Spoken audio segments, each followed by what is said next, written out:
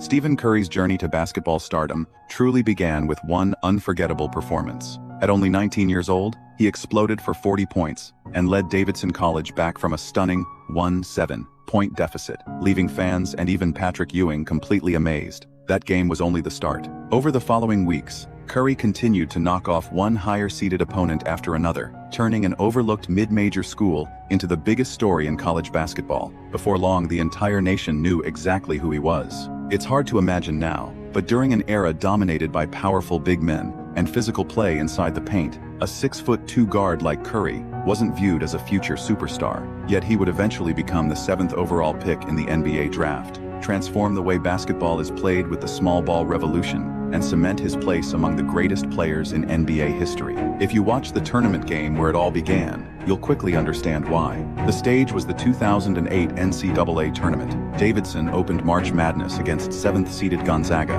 and almost nobody expected an upset. Curry was still an unknown name, and Davidson received little national attention. Most experts predicted Gonzaga would cruise to an easy victory. Early on, those predictions looked accurate. Davidson quickly found themselves in a deep hole. Defensively, opponents constantly attacked Curry, believing his slim frame made him an easy target in one-on-one situations. On the other end, even his own teammates hesitated to put the ball in his hands. The offense kept swinging the ball around the perimeter, while Curry repeatedly called for it, only to watch the opportunity disappear before sprinting back on defense.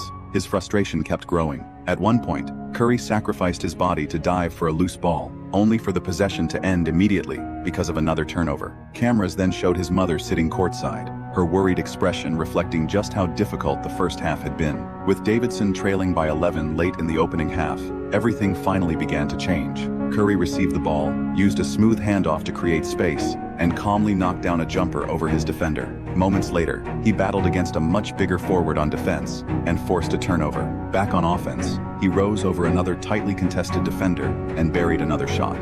Then came the play that shifted the momentum. Reading the passing lane perfectly, Curry intercepted the ball, raced into the front court, and confidently pulled up, despite heavy pressure. Splash. 3 spectacular plays in a row on both offense and defense suddenly cut the deficit from double digits to just 5. Just before halftime, Davidson's other primary ball handler injured his wrist. It was an unfortunate setback for the team, but it also meant one important thing. From that moment on, the offense belonged to Stephen Curry. Few people expected a small mid-major school to become the biggest story of the 2008 NCAA tournament, but that's exactly what happened. A lean, lightly recruited guard named Stephen Curry carried Davidson on a magical run, taking a program that hadn't celebrated an NCAA tournament victory in nearly 4 decades, all the way to the Sweet 16. His unbelievable performances had become such a sensation that even LeBron James showed up courtside to witness the moment for himself. Standing in Davidson's way was 3rd-seeded Wisconsin, a disciplined defensive team determined to make life miserable for Curry. Everyone expected relentless pressure, yet none of it slowed him down. He delivered another unforgettable performance, pouring in 33 points while drilling 6 shots from beyond the arc. Curry wasted no time making his mark. He picked off a pass from Flowers, sprinted the other way, and set up Lovedale for an easy basket in transition. Moments later, Richards advanced the ball and found Curry waiting on the left wing. Without hesitation, Curry rose up and buried his first 3-pointer. Even when his shot didn't fall, Curry found ways to create. After missing from deep,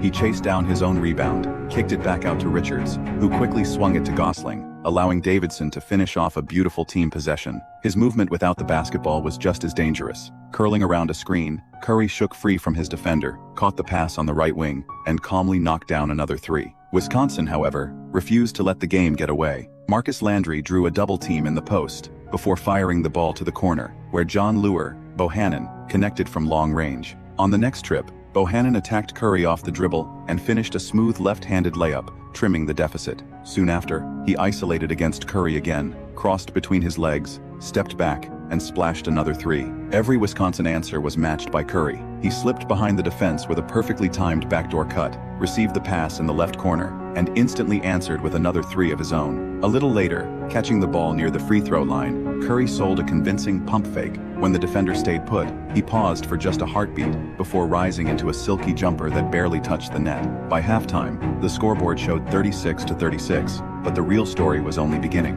Curry's remarkable display was laying the foundation for one of the greatest March Madness runs ever seen. During those unforgettable weeks, the basketball world was unknowingly witnessing the rise of a player whose name would eventually reshape the game forever.